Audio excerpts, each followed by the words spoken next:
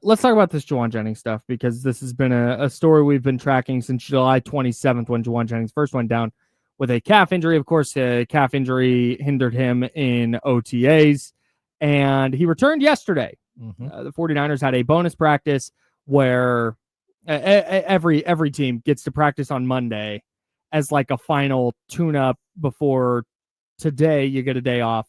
And then Wednesday, for the teams not playing Thursday and Friday this week, you start your practices on Wednesday, and that's when you get your participation report on Wednesday, Thursday, injury report on Friday, and we're back into the swing of a real week. But Jauan Jennings was out at Monday's practice, and it's such a he's just back now, and I'm all right. I'm here. My calf is fine. All right. So this is what's so strange. The reporting around it from the beat was like he is ending his holdout, or his alleged holdout, or apparent holdout, or whatever. And you say apparent holdout because John Lynch didn't rule out that the absence was contract related. Yeah, that there's a possibility that both things could be true.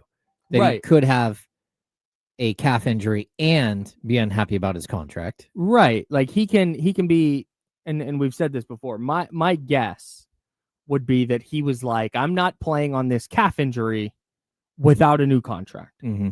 I'm worried about a longer term injury, that if I blow my Achilles going into free agency, I need some more guaranteed money. And I'm guessing the 49ers would have been willing to play ball. And here's what's interesting about the whole holdout side of this.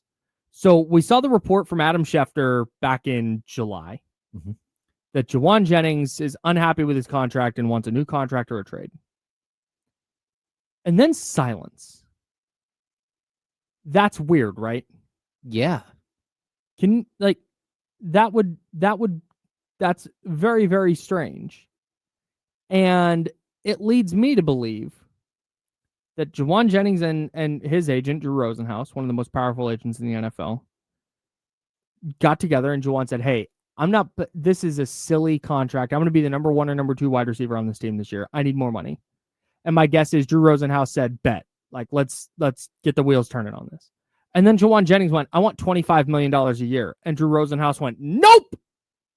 Like, we're not going to do that. What about 12 or 15? And Jauan said, no, I want 25. And I think Rosenhaus tapped out. And that's why there's been no additional reporting on this. It's really interesting because typically, I mean, like, to pull back the veil here on, please, there are people who get information from league sources. There are people who get information from team sources. And then there are people who get their information from agents. And I don't think there's anything wrong with getting information from any of these, but you clearly need to vet whatever information you're getting, right? So it's just kind of the way it goes. You've got to figure out what exactly it is that you're trying to, what people are trying to pitch you. Right. And sometimes from inside, they're pitching you something that that's just not the case. Right. And you just sit there. They're throwing spin at you. It's like, okay, like, look, that's fine. You can go ahead and throw a spin at me. I'm not going to put that out there. Right. Unless I can get that verified by, multiple sources. Right. Then you get the agent who gives you all kinds of other spin. And, I think the biggest one for me that I remember is that when Rashawn Holmes got his contract, like the most the Kings could offer was a 4-year, $48 million deal, right? And we all knew that. Like he was stuck with the early bird rights, right? And then all of a sudden, I get stuff from one side, and Shams gets the same exact information, exactly what the contract is. It's a 4-year, $55 million deal. It's like, well, that doesn't make any sense. But, with contracts, the way it works is that you can sign a deal, but then trade somebody before you actually sign the contract, right? So the Kings were close enough that they could have opened up enough cap space pretty simply to give that contract to Rashawn Holmes. Right. But that's not what happened. The contract basically had a 15% trade kicker. And if he got traded twice within the first, which actually did actually happen, during the length of the contract, he could make up to X amount of dollars. I see. With these 15% trade kickers. So initial money was like off by 7 or 8 million. It was like, okay, that's weird. Yeah. And that's why. But because the agent wants the maximum value reported. Of course. Right. So at the end of the day, to be honest with you, he actually, I believe, got that money, unless he gave the 15% trade kickers back. I think he actually did get that kind of money, but just kind of a weird, like, so if Drew Rosenhaus isn't going out and talking to reporters, right? That's what we're getting here too. Like, that's weird, because that guy typically can't avoid the spotlight. He loves the spotlight. Yeah, and if they were asking for something reasonable, yes, we've talked about this. The Rashad Bateman contract is always one that people go back to with this, because similar, the production, and then there are questions about where they fit in the offense, and it's not. And he got 3 and 37-ish. So let's call it 3 and 37, about 12 a year. If that's what Jennings wanted, and the 49ers balked at it, Rosenhaus would have been in Schefter's phone every day. Oh, yeah. Trying to spin this against the 49ers being unreasonable with one of their top players. I find it really interesting top receivers. That money never came out until late last week, when Tim Kawakami starts putting numbers out. Right. And again, those numbers, pretty clear where those came from. Yes. And right, the Niners want to make sure everybody knows, hey, this is what... Hey, we're not being unreasonable. Yeah, this is what this dude's asking for. And I think the fact that there's been no reporting on numbers from the 49ers side, we've just heard that it's less than that. Like, I don't think that San Francisco is probably being unreasonable. Or else, like you said, Drew Rosenhaus, not a stranger to going to Schefter, Rappaport, or pick your favorite NFL reporter and dishing out details. Yeah. Didn't.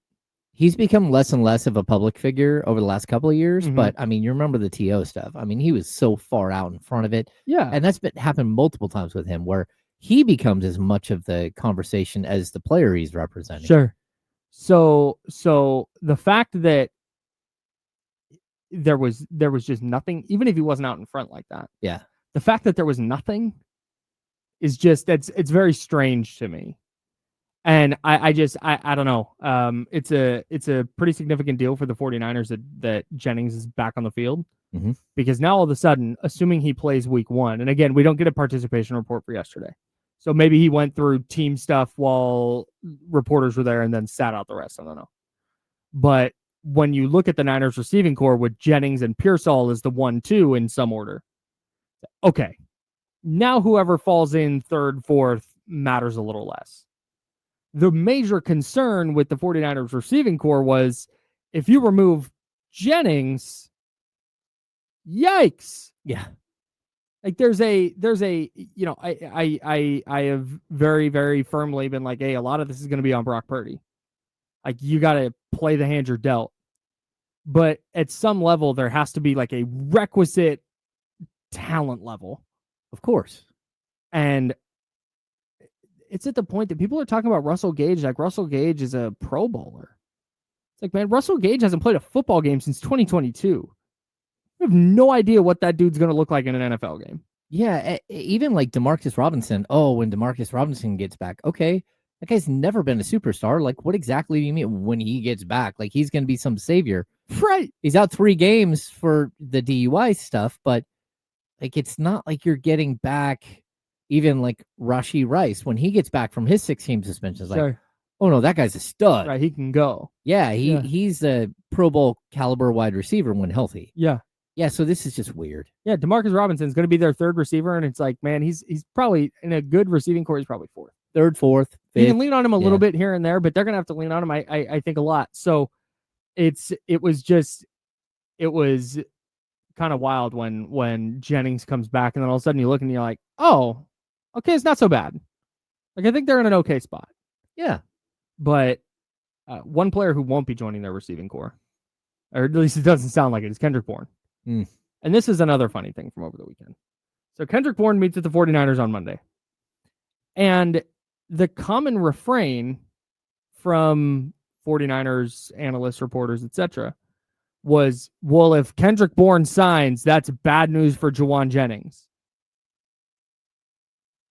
What? Yeah, I don't get What are that. we talking about? No, it's bad news for all the bad players behind Jennings and Pearsall on the roster. Yeah. That's bad news for Sky Moore. It might be bad news for Russell Gage. Might be bad news for Marquez Valdez-Scantling and his chances to be brought up from the practice squad in week 1. That's who the bad news is for.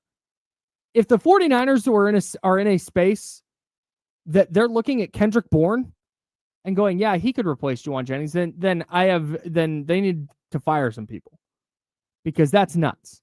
Yeah, it's like if you took the Spider-Man meme, and just like added 2 more Spider-Man, and did like the multiverse Spider-Man. Sure. Okay, that's the equivalent of every single receiver you just mentioned.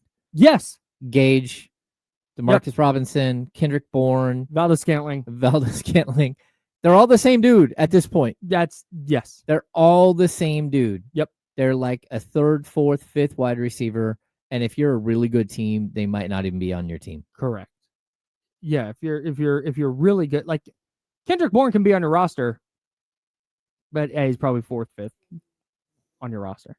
And at that point, you got to play special teams. And I don't know how much special teams he's playing at age 30. Well, how many of those guys played for the Chiefs with Patrick Mahomes, and Patrick Mahomes couldn't make them into a serviceable wide receiver? 3 of them. Yeah, a serviceable wide receiver that they would keep around long term.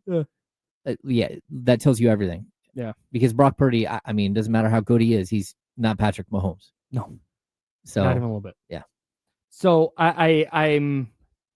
It looks better for San Francisco's receiving core with Jauan Jennings back, of course. But I also, when you see that Kendrick Bourne didn't sign and now he's going to go take this visit with the Commanders, it's tough to blame Kendrick Bourne for that, because if you're him and you're getting sold this bill of goods, like, yeah, you're going to be wide receiver 3 out the gate. I'm going, okay, that's fine. But what happens in week 4 when Demarcus Robinson comes back? I'm now wide receiver 4. Like, okay, that's fine. What happens in week 6, 7 when Brandon Ayuk comes back? What happens to my playing time then? Yeah. And you're already playing for a team that is always among the lowest volume of pass attempts in the league. You're already looking at a diminished role out of the gate, and then your path forward for that role increasing gets worse every week. So I don't, or gets narrower every week. So I'm not expecting anything crazy with the Kendrick Bourne stuff. No, it seems like Jauan Jennings coming back and being healthy enough that they think that he's going to play. Mm-hmm. It just changes the entire dynamic, and the wide receiving room goes from like to okay, we can get through the first 3 weeks, we can get through the first 5 weeks, 6 weeks, 7 weeks, and maybe Ayuk comes back and can sort of figure this thing out. Maybe Watkins comes back and sort of help balance out some of it. But as it is, you're going into the season with Pearsall and Jennings, and with McCaffrey and Kittle, and all of a sudden you got 4 dudes who could catch for 1,000 yards. Yep, like that's plenty to me. Yeah, that should be fine. You said something there that sticks out in my head. You said just trying to get through the first 3 weeks. Yeah, or get through to like. I think that's going to be the refrain on the receiving core all year. Is just trying to piece it together. Yeah. Because even if and when Ayuk comes back, who knows what you're getting out of Brandon Ayuk? No, totally. You have no, maybe he's really good. I think I'm inclined to believe it's going to take him a little while to get going. Maybe the rest of this season where we're talking about Brandon Ayuk as more of a threat next year. And I think that's just going to be it all year, which is why I think so much of this falls to Brock Purdy. Is, man, you're going to be in some situations where you're going to have to complete a couple of throws to Sky Moore. You're going to have to lean on Demarcus Robinson for 8 or 9 targets in a game. And can you adapt your play style? Can Kyle Shanahan and Brock Purdy adapt their play calling, their play styles to fit the personnel? That's going to be something all year. Yeah, I think the biggest problem is that both Jennings and Pearsall they're good players, but they've also, both of them have shown injury history. No doubt. They're not like you're running a guy out there who is going to play every single game. Right. And so if you start to lose one of those guys, or if Kittle gets dinged up again, or if McCaffrey gets dinged up again, now you start getting into problems. Yeah, for sure.